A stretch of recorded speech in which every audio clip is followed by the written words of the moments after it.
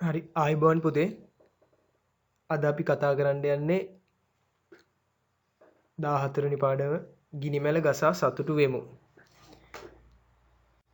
හරි අද අපි පාඩමේ මාතෘකාව තමයි ගිනිමැල ගසා සතුටු වෙමු. හරි. එතකොට අපි බලමු අපි දන්නවා ඈත අතීතයේ සිටම මිනිසා ගින්දරට දෙවියන් ලෙස සලකලා තමයි පුද පූජා පැවැත්වුවේ.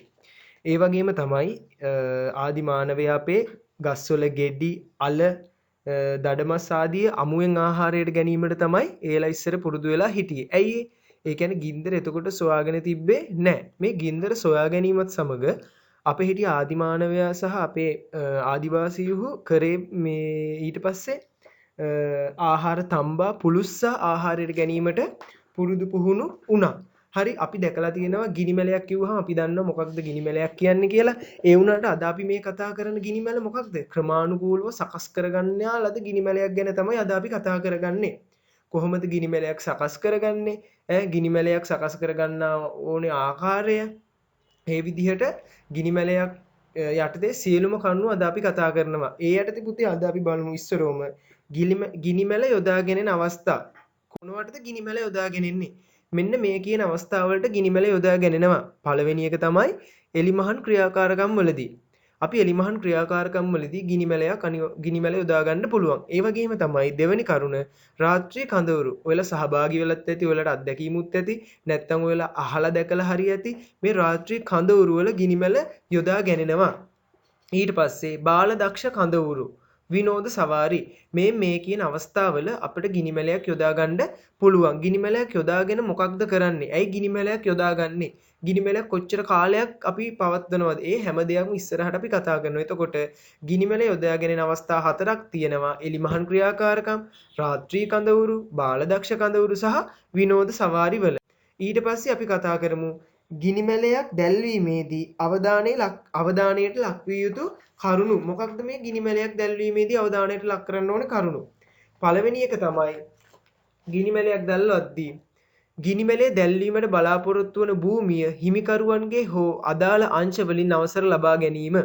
ඒ කියන්නේ අපි ක්‍රමානුකූලව සකස් කරගන්නා ගිනිමැලයක් අපිට අපි මේ ගිනිමැලේ දැල්වන භූමිය ඒ අයිතිකාරයාගෙන් අපි අවසර වගේම අදාළ අංශ වලින් අවසර ලබා ගන්නත් ඕනේ. ඒ කියන්නේ අපිට හිතුමනාපයට කොහේ හරි ගිහිල්ලා අපිට ගිනිමැලයක් පවත්වා ගන්න මොකක්ද අපිට හැකියාවක් නැහැ. දෙවෙනි එක තමයි ඒ අවට ප්‍රජාව දැනුවත් කිරීම. ඒ කියන්නේ අපි ගිනිමැලයක් දැල්වන ස්ථානයේ ඒ අවට ප්‍රජාව ඒ කියන්නේ අවට මිනිස්සු අපි දැනුවත් කරන්න ඕනේ. අපි මේ වගේ වැඩසටහනක් තියෙනවා. මේ රාත්‍රී කාලේ අපි මේ වගේ ගිනිමැල සංදර්ශනයක් පවත්වනවා කියලා ඒ ප්‍රජාව දැනුවත් කරන්න ඕනේ.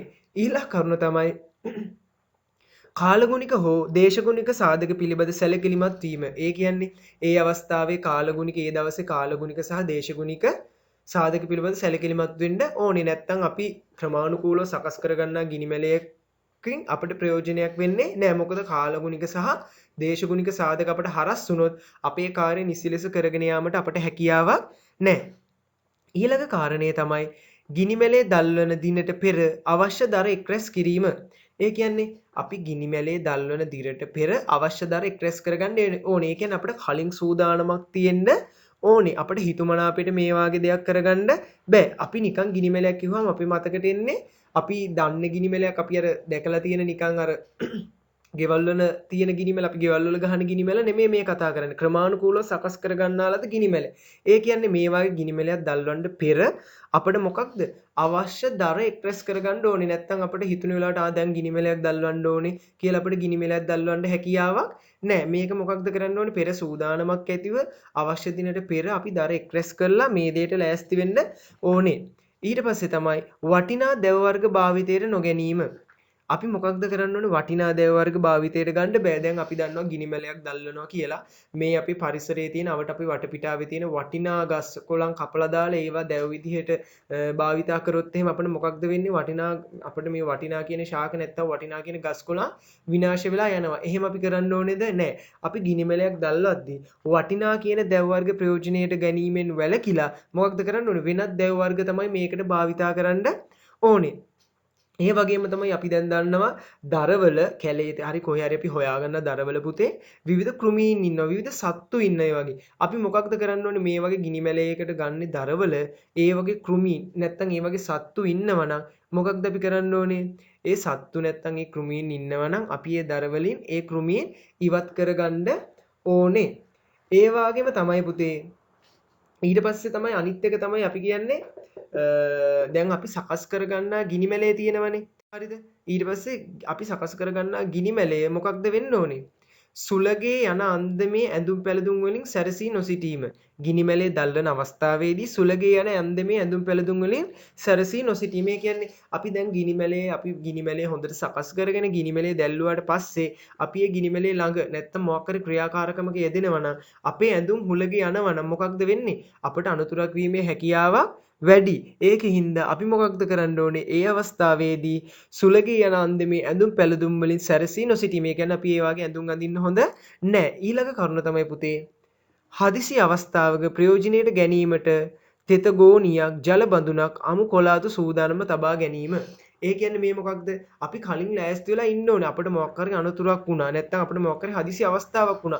අපි හිතන්නේ නැති දේවල් තමයි පුතේ වෙන්නේ. හරිද? අපේ එක්ක නොසැලකිලිමත් භාවය නිසා නැත්නම් මොකක් හරි පාරිසරික දෝෂයක් නිසා නැත්නම් මොකක් හරි වෙනත් හේතුවක් මත අපි හිතන්නේවත් නැති දේවල් වෙනවා. ඒ කියන්නේ හදිසි අවස්ථාවක් ඇති වුවොත් ඒකට ප්‍රයෝජනෙට ගන්න තෙත ගෝනියක් ජල බඳුනක් අමු කොලාතු සූදානම්ම තබා ගන්න ඕනේ. නැත්නම් මේ වාගේ දේවල් සූදානම්ම තබා ගත්තේ නැත්නම් අපට හදිසි අනතුරක් හරි මොකක් හරි ඉක්මනින් අපට යම් කිසි දෙයක් සිද්ධ වුණොත් අපට අපි මේවා හොයාගෙන නැත්තම් මේවා තියෙන තැනකට ගිහිල්ලා අපි ඇවිල්ලා මේ ඒ දේ කරන්න යද්දි මොකක්ද වෙන්නේ? අපට අනතුරක් වෙනවා නම් ඒක වළක්වා ගන්න බෑ. අපිට මේ වාගේ දේවල් අපි කලින් ලෑස්ති කරලා තියාගත්තාම අපිට මොකක්ද පුළුවන්? අනතුරක් වීම මොකක්ද අඩු කරන්න පුළුවන් නැත්තම් වළක්වා ගන්නම පුළුවන්. ඊළඟ එක තමයි සකස් කරන ලද ගිනි මැලය අනවශ්‍ය ලෙස විශාල නොවීමට වග බලා ගැනීම. දැන් පුතේ අපි වග බලා ගන්න ඕනේ තවත් කාරණයක් තමයි අපි මේ සකස් කර ගන්නා ලද ගිනි මැලය අනවශ්‍ය ලෙස විශාල නොවීමට වග බලා ගන්න ඕනේ. ඒ කියන්නේ විශාල වෙන්නත් ඕනේ. පුංචිවටම අපි ගිනි මැලයක් සකස් කරන්නේත් නෑ. විශාල වෙන්නත් ඕනේ. මේක අනවශ්‍ය ලෙස විශාල වෙන්නත් බෑ. එහෙම වෙච්චාම මොකක්ද වෙන්නේ? අපට අපි භාවිතා කරන සම්පත් අපිට වැඩියෙන් යනවා. අපිට ඒ ක්‍රියාකාරකම් වල යෙදෙන්නත් බෑ. අපි යම්කිසි ක්‍රියාකාරකම් කරනවා නම් අපිට ඒ ක්‍රියාකාරකම හරියට මේ කරගෙන යෑමේ හැකියාවක් නැහැ. ඒකින්ද අපි සකස් කරගන්නා ලද ගිනි මැලය අනවශ්‍ය ලෙස විශාල නොවීමට වග බලා ගන්න ඕනේ.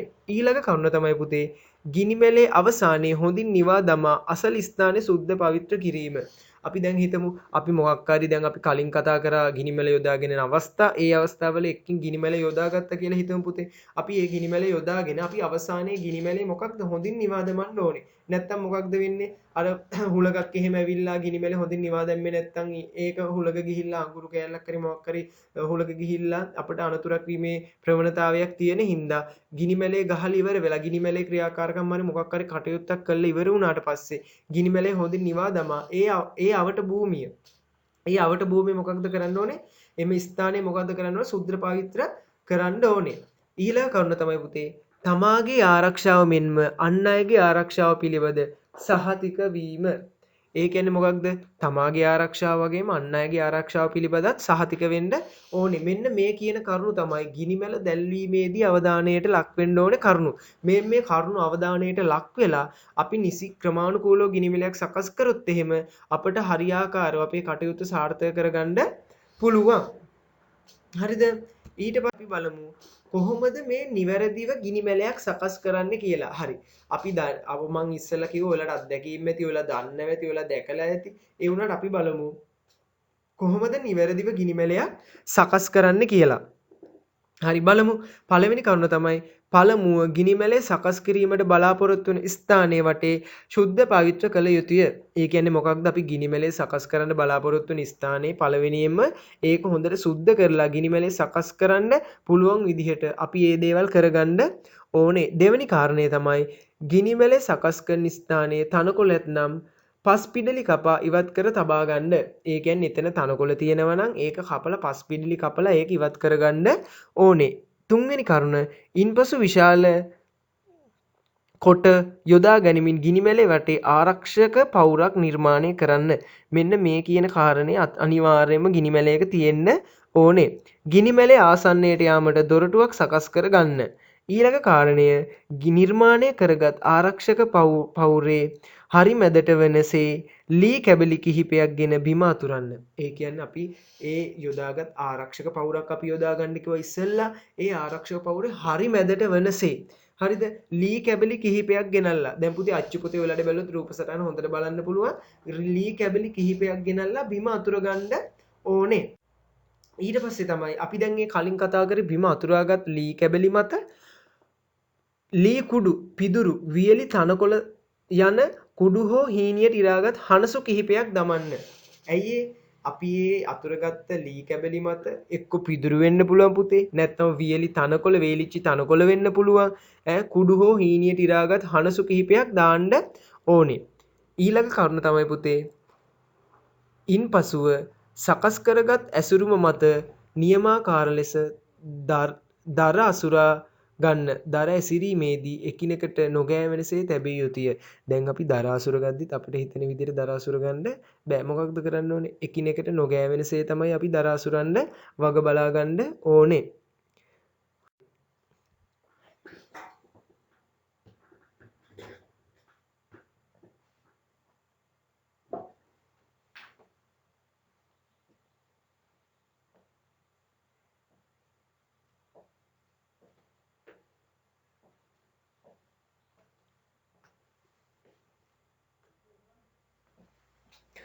හරි පුතේ ඊට පස්සේ අපි බලමු විවිධ ගිනිමැල වර්ග.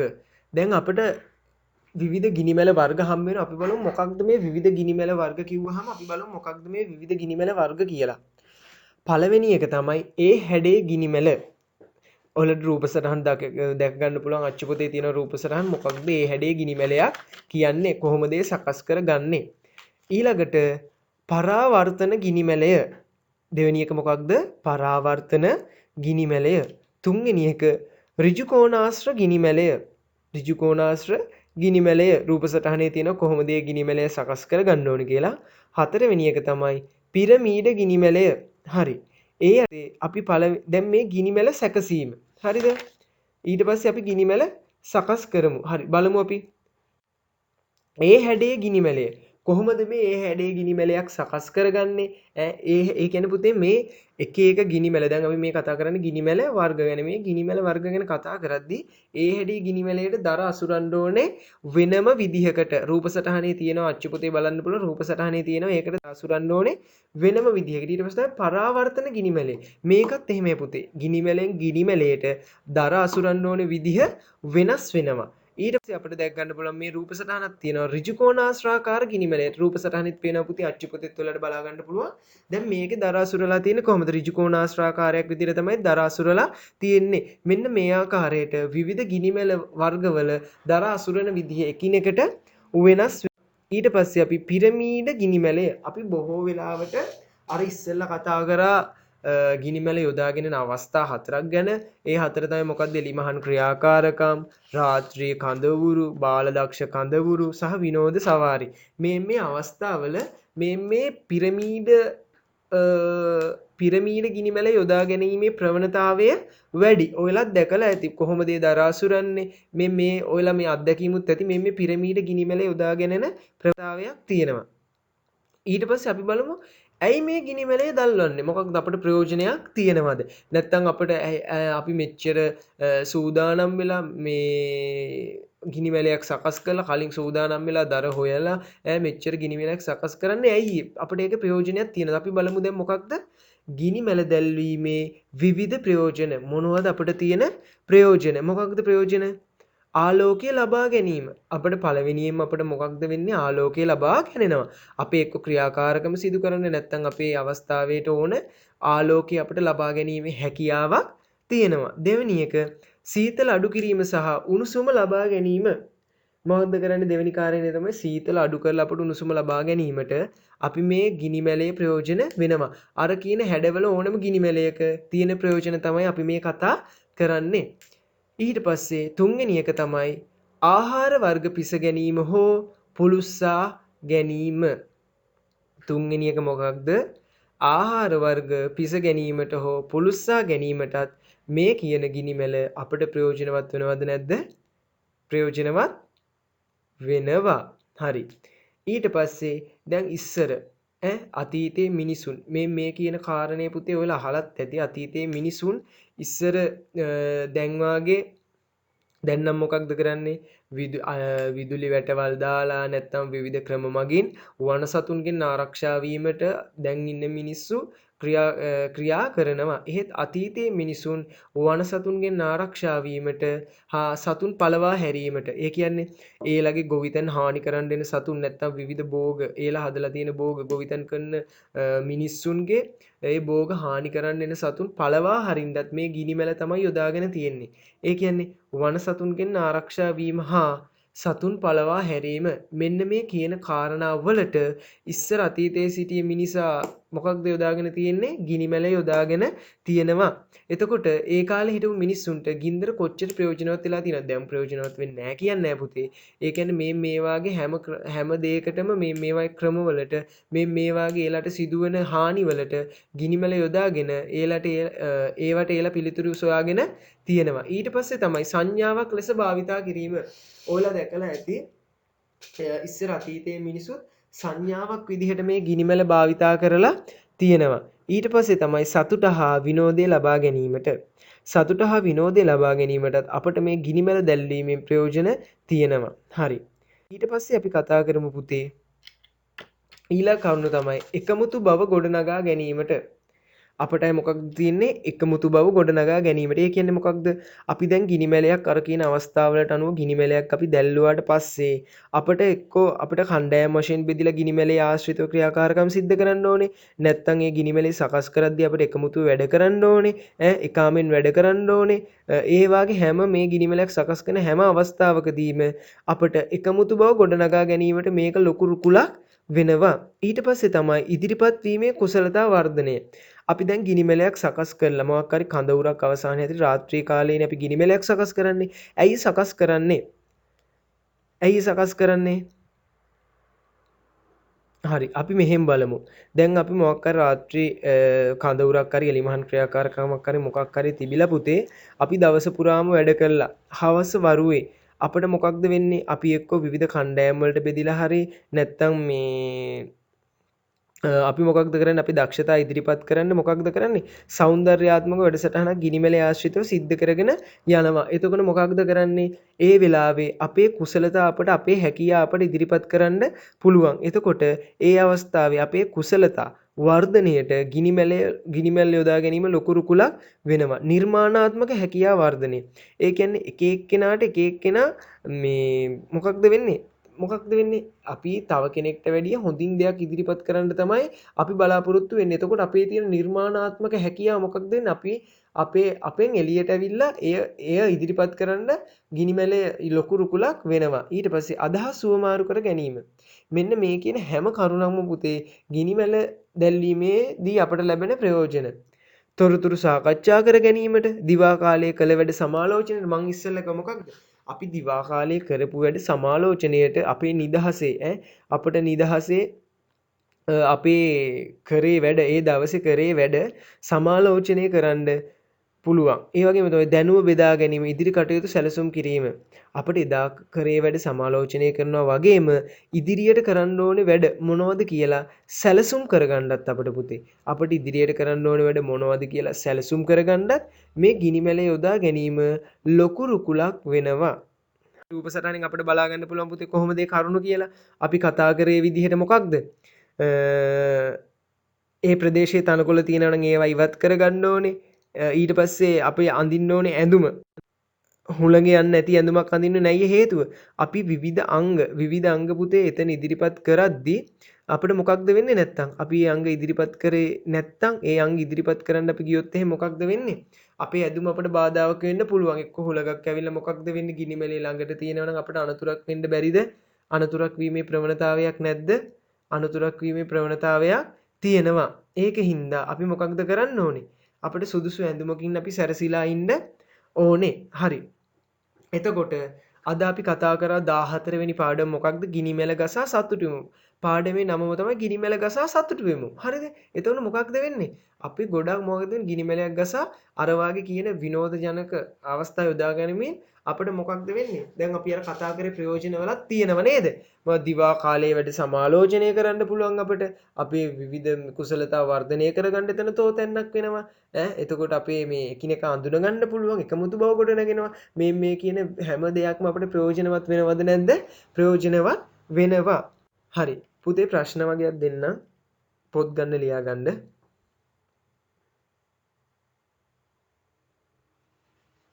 හරි. අච්චුපති තිනපුතේ ගිනිමල සංදර්ශනයේදී ගායනා කළ හැකි ගීත 3ක් තියෙනවා.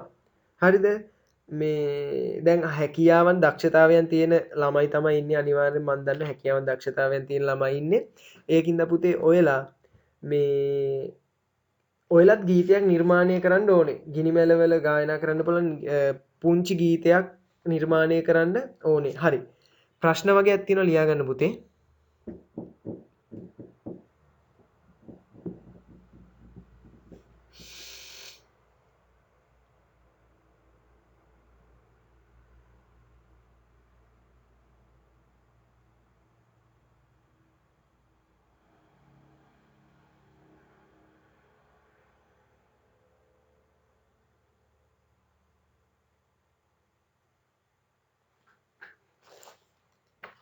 හරි. පළවෙනි එක ගිනිමැලයක් දැල්වීමට පෙර ගිනිමැලයක් දැල්වීමට පෙර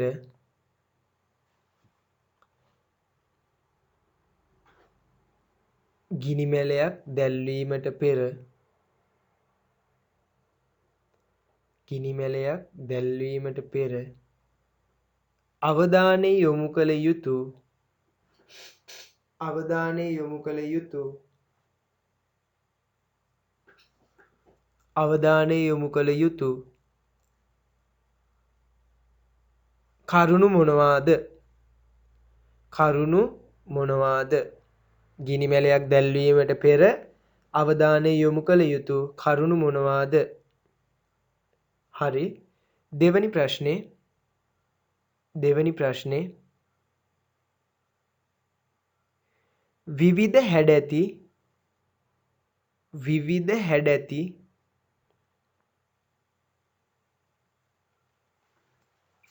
විවිධ හැඩැති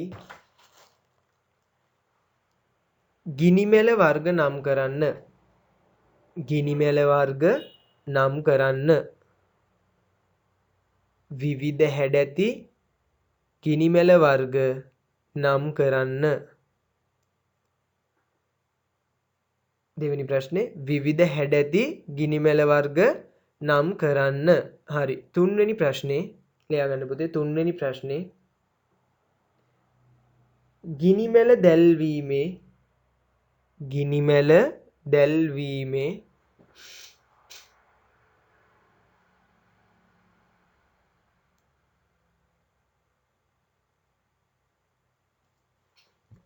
ගිනිමැල දැල්වීමේ ප්‍රයෝජන සඳහන් කරන්න. ප්‍රයෝජන සඳහන් කරන්න. ගිනිමැල දැල්වීමේ ප්‍රයෝජන සඳහන් කරන්න.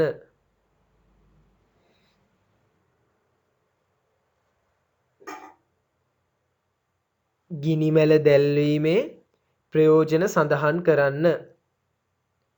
හරි. හතරවෙනි ප්‍රශ්නේ ගිනිමැල සංදර්ශන පවත්වන ගිනිමැල සංදර්ශන පවත්වන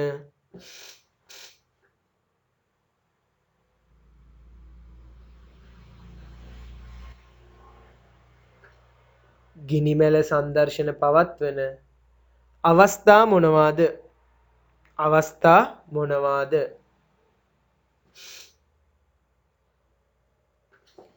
හතරවෙනි ප්‍රශ්නේ ගිනිමැල සංදර්ශන පවත්වන අවස්ථා මොනවාද? හරි. පස්වෙනි ප්‍රශ්නේ අවසාන ප්‍රශ්නේ ගිනිමැල සංදර්ශනයකදී අපි ඉස්සෙල්ලා කතා කරා ගිනිමැල සංදර්ශනයකදී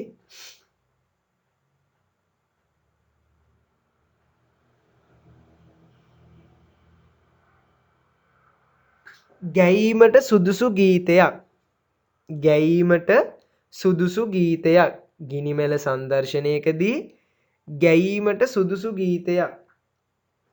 ගැයීමට සුදුසු ගීතයක් නිර්මාණය කරන්න. නිර්මාණය කරන්න. ගිනිමෙල සංදර්ශනයකදී ගැයීමට සුදුසු ගීතයක් නිර්මාණය කරන්න. හරිද? ඒ කියන්නේ පුතේ ගිනිමෙල සංදර්ශනයකදී අර පෙළ පොතේ තියෙන ගීත තුන හොඳට කියවලා බලන්න. ගිනිමෙල සංදර්ශනයකදී ගායනා කරන්න පුළුවන් සුදුසු ගීතයක් අපි නිර්මාණය කරන්න ඕනේ. හරි පුතේ. එහෙනම් ওই ප්‍රශ්න ටිකට උත්තර ලියාගෙන ඊළඟට තියෙන පාඩමටත් හොඳට ලෑස්ති වෙලා පුතේ ඉන්න. හරි. ආයුබෝවන්.